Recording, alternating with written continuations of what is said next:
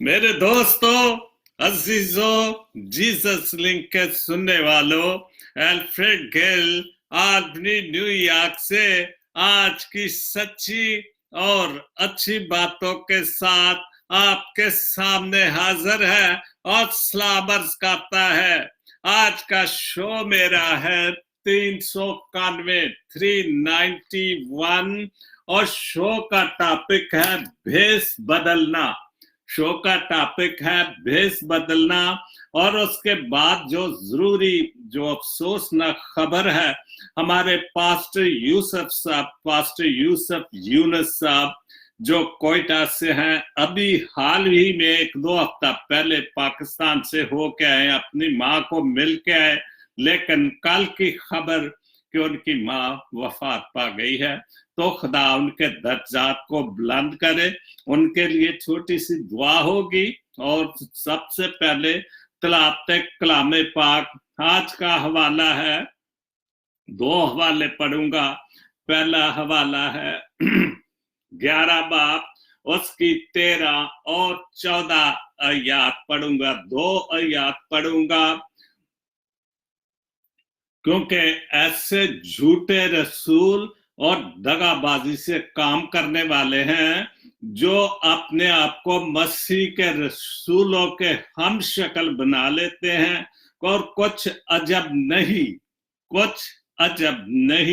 क्योंकि शैतान भी अपने आप को नूरानी फरिश्ता का हम शक्ल बना लेता है, क्योंकि शैतान भी अपने आप को भेष बदलकर नूरानी फरिश्ता बना लेता है।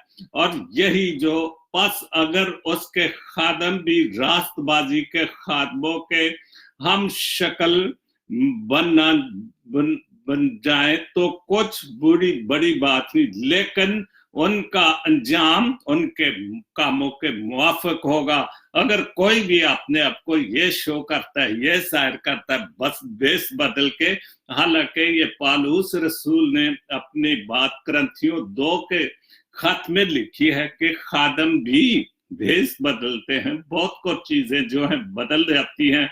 उसके बाद दूसरा हवाला है, सारी मैंने पहला हवाला पढ़ना था, ये दूसरा हवाला पढ़ दिया, लेकिन ये है 11 बाब, उसकी 3 से 4 आयत तक। लेकिन मैं डरता हूं कि कहीं ऐसा ना हो कि जिस तरह सांप ने अपनी मक्कारी से हवा को बकाया, उसी तरह तुम्हारे ख्यालात भी उस खलूस और पाक दामनी से हट जाएंगे जो मसीह के साथ होने चाहिए। क्योंकि जो आता है, अगर वो किसी दूसरे यस्सु की मुनादी करता है जिसकी हमने मुनादी नहीं की, या कोई और रूह तुमको मिलती है जो मिली ना थी, या दूसरी खुशखबरी मिली है जिसको तुमने कबूल किया ना था, तो तुम्हारा बर्दाश्त करना बजा है। दोनों हवालों में ये इसलिए मैंने पढ़े कि दोनों हवाले में भेष बदलने की बात हुई है, क्योंकि जैसे लिखा है, कहीं ऐसा ना हो कि जिस तरह सांप ने अपनी मक्कारी से हवा को बकाया था, कि वो सांप था, शैतान था, वो भेष बदल कर शैतान सांप की सूरत में भेष बदल कर आया और उसने माई हवा को बहकाया, और खुदा का जो हुक्म था उसने मजबूर किया कि ये फल खाओ जो खुदा ने तुमको मना किया है, ताकि तुम अच्छाई और बुराई को समझ सको।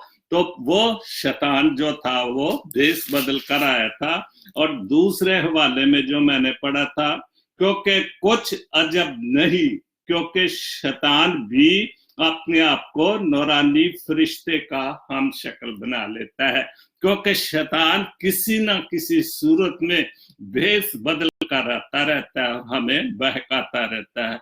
तो हमें इस चीजों का बहुत ख्याल रखना चाहिए।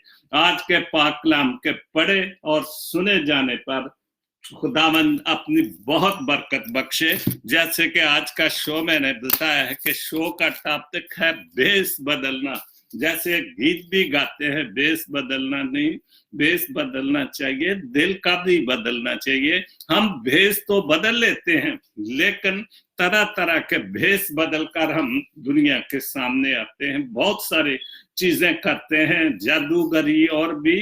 तो ये भेष बदलकर तो हम आते हैं, लेकिन हमें दिल का बदलना भी बहुत जरूरी है। जब तक हम दिल ना बदलेंगे, जो पर मर्जी करते रहें, वो खुदा के सामने हमारी दुआएं कभी कबूल नहीं हो सकती। उसके बाद जैसे मैंने शुरू में जिक्र किया था, पादरी यूसुफ यूनुस की माँ के हवाले से, उनकी माँ की वफात हो गई कोयटा में, अभी वो पाकिस्तान से आए हैं। तो खुदा उनके सारे खानदान को, पादरी यूसुफ जो कि अब अपनी माँ से अभी मिल के हैं, उनके बच्चे, उनकी बीवी बहुत दूर है, लेकिन खुदा उनको बहुत बहुत सब्र अय्यूब अता करे, सब्र जमील दे, ताकि वो, ये तो एक हमारी रस्म है ना कि हम, कोशिश होती कि हम किसी भी तरीके से कुछ भी हो, अपना कोई भी खुदा को प्यारा होते हैं तो हम उसकी शक्ल जाते वक्त, आखिरी वक्त में उसकी शक्ल जरूर दे सकें। लेकिन ये हम जो दूसरे मुल्कों में आ जाते हैं, हमारे लिए ये बहुत मुश्किल होती है।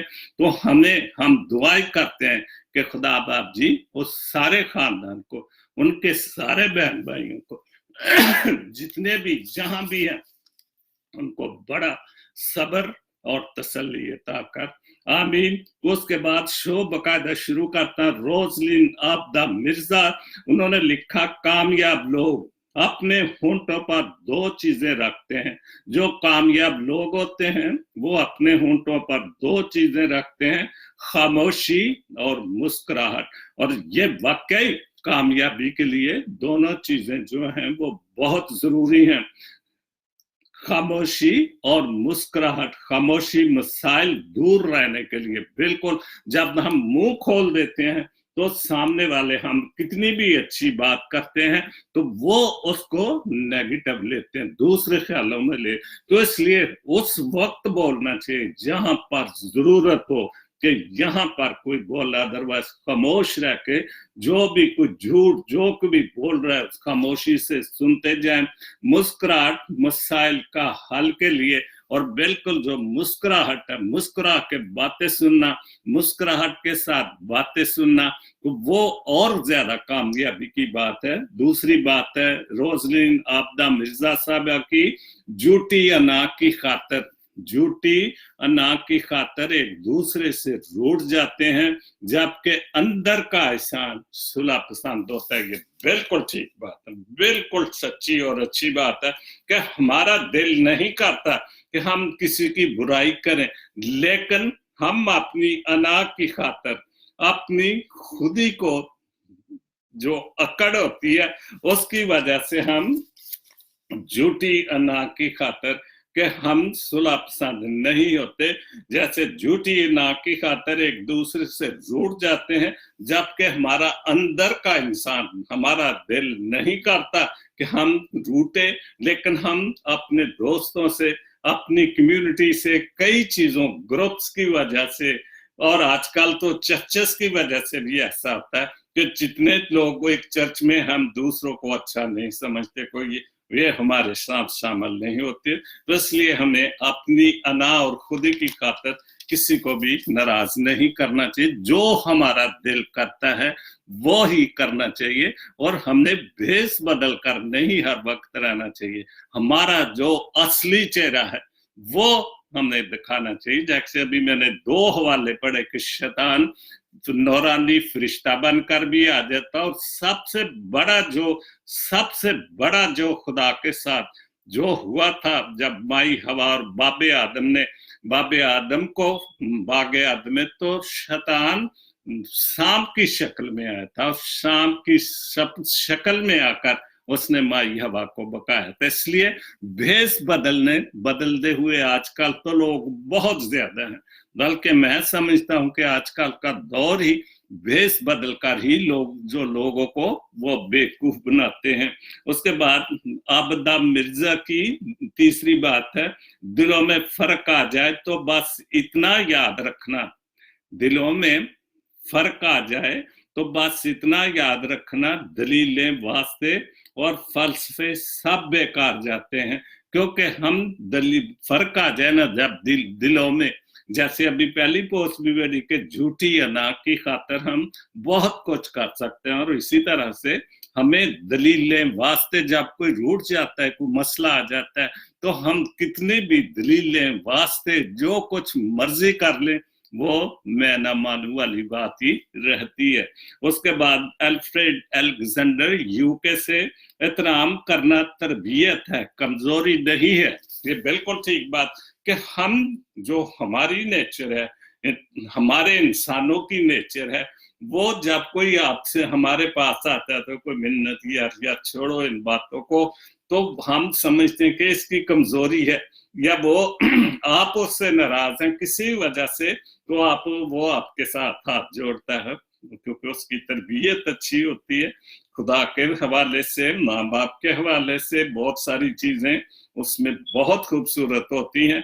तो वो जब मिन्नत या मसाजिद, तो फिर वो इसका मतलब ये नहीं कि उसकी कमजोरी है, वो मजबूर है अच्छे दिल की वजह से, अच्छी तरबियत की वजह से। लेकिन माजरत करना हसीन सलूक जिल्लत नहीं है। हम समझते हैं कि कोई हमसे माफी मांगी तो हम बड़े अकड़ के कर वेख्या ही उन्हें आके साढ़े को फिर भी माफी मंगी है, तो हमारा जो ये रवैया है वो ठीक नहीं। क्योंकि एक कोई आदमी जो शैतान है, वो तो कुछ भी हो, वो तो कभी नहीं ऐसी बातों को मानता, वो तो अपनी अकड़ में, अपनी अना में ही रहता है। लेकिन जिसकी तरबियत अच्छी होती है, खुदा पर भरोसा रखता है, वो जरूर माफी मांगेगा। लेकिन उसकी इस कमजोरी को हम बिल्कुल जिल्लत ना समझे या उसको जलील ना करें, बल्कि उसके देखें कि इसका कितनी अच्छी तरबियत का मालिक है, इसकी माँ ने, इसके बाप ने कितनी अच्छी तरबियत की हुई है इनकी। इसके बाद तन्हाई और मैं, वो ये अक्सर होता है, हर साल होता है। अभी जैसे नवंबर के मतलब लिखा गया है, अभी फिर दिसंबर आएगा, तो दिसंबर के हवाले से शायर हजरात, लखारी हजरात लिखना शुरू करेंगे। तो ये तन्हाई और मैंने पता नहीं काफी जगह पे मैंने ये देखा, और मैंने इसको अपने शो में शामिल किया क्योंकि ये नवंबर जा रहा है। वो दर्जन भर महीनों से सदा मुमताज लगता है।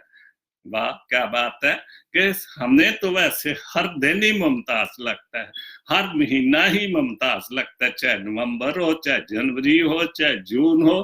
क्योंकि ये खुदा का शुक्र करना चाहिए कि हम हर साल, खुदा हमें हर दिन दिखाता है, हर महीना हमें दिखाता है, हर क्रिसमस हमें दिखाता है, हर नया साल। तो मैं तो ये समझता हूँ नवंबर ठीक है, लिखने वाले अपने ख्याल का इजहार करते हैं, लेकिन मैं कहता हूँ मेरे लिए तो सारे महीने मुमताज हैं, सारे दिन जो हैं वो मुमताज हैं, क्योंकि खुदा हमें जिंदगी के दिन बढ़ाता भी है, घटाता भी। लेकिन मैं अपने वाले से कहता हूँ कि हम दुआ करते, खुदा बाप जी तेरा शुक्र हो कि तूने मुझे आज एक नया दिन दिया, आज अपना एक नया दिन दिखाया। इसलिए दिन तो सारे मुमताज हैं और महीने भी सारे मुमताज हैं। नवंबर किस लिए आखिर हमेशा खास रहता है, किस लिए? इसलिए खास रहता है क्योंकि इसके बाद आखिरी महीना जो दिसंबर आना होता है, फिर हम बड़े दिन की तैयारियां, बड़े दिन के इंतजार में, खुशियां, सजावटें, खूबसूरतियां, खुदाम यीशु मसीह के आमद के लिए चरनियां सजाते हैं, लाइटिंग करते हैं। और इसीलिए मैं समझता हूँ उसके बाद दिसंबर आ जाना, फिर आखिरी महीना, और फिर हम ये सोचना शुरू, खुदा बाप जी हमें नया साल 220 खुशियों का साल हो। जैसे हमने 1900 गुजारा है, ऐसे ही 2020 भी हमारे लिए खुशियों का साल हो। बहुत सहमी हुई सुबह, इसलिए भरी शामें, उदासी से भरी शामें, बहुत सहमी हुई सुबह, उदासी से भरी हुई शामें, दोपहरे रूटी रूटी सी रातें, खोई खोई सी। और ये क्यों है? इसलिए कि हमारा जो नवंबर है, इसके बाद ये खत्म हो जाना, फिर दिसंबर, फिर हमें जाहिर है कि 19 की यादें भी होगी, अफसुर्दगियां भी होगी, बहुत सारे, जैसे मैंने अभी जिक्र किया है कि पादरी यूसुफ यूनुस साहब की माँ खुदा को प्यारी होगी।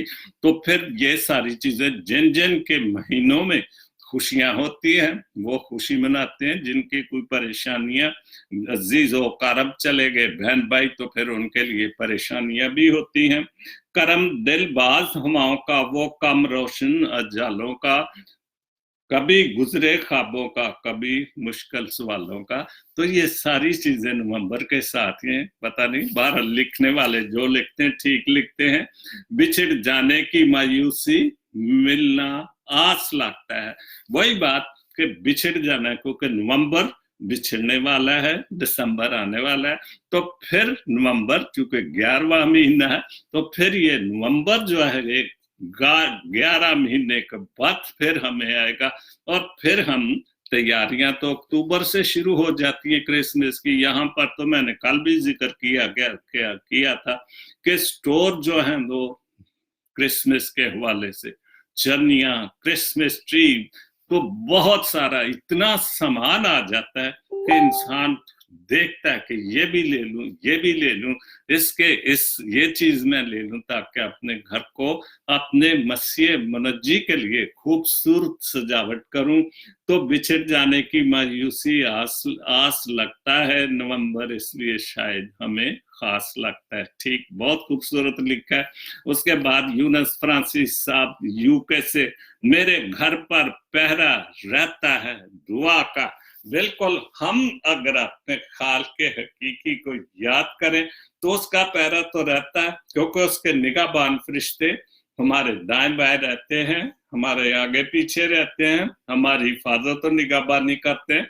तो फिर उसका पहरा तो बिल्कुल, ये सच्ची बात है, हकीकी बात है कि उसका पहरा तो हमारे साथ रहता है। और इसी वजह से हम दिन भर भी अच्छे तरीके से घूमते फिरते, गाड़ियां चलाते हैं, रात भर भी मीठी नींद सोते, सुहाने ख्वाब देखते हैं, और डर नहीं है मुझको अब बददुआ का। जब खुदावंद का पैरा मेरे साथ है, मेरे घर पर है, मेरे बच्चों पर है, हम सब के साथ है, सब मसीही कौम के साथ है, बल्कि कुल आलम के साथ है, तो हमें किस चीज का डर है? क्योंकि उसका पैरा, उसके निगहबान फरिश्ते हमारे साथ रहते हैं। मेरी खातिर चढ़ गया वो दार पर भी। बिल्कुल, मेरी खातिर, आपकी खातिर, कुल आलम की खातिर वो दार पर, सूली पर चढ़ गया और उसने अपनी जान दे दी। वरना मैं हूं एक बस पुतला खुदा का। बिल्कुल ठीक, बहुत अच्छा, क्योंकि हम सब जो हैं, हम खुदा के पुतले हैं। हम गुनाह करते रहते हैं, तौबा करते हैं, फिर गुनाह करते हैं, तौबा करते हैं, फिर गुनाह। लेकिन वो देखें जिसका पैरा हमारे साथ, वो फिर हम गिर जाते हैं, वो फिर हमें उठा लेता है, फिर हमें तौबा की तौफीक देता है। क्योंकि कोई ऐसा गुनाह नहीं जो खुदा का बेटा अपने पाक खून से धो सकता है। लेकिन हम जब तौबा करें तो पक्की करें, एक ही बात करें। ये नहीं कि आज तौबा की, सुबह फिर टूट गई। जैसे मैं अक्सर कहता हूं कि शराबी रात को आता है तो अपने घर वालों से, खास तौर पर अपनी बीवी से माफिया मांगता है।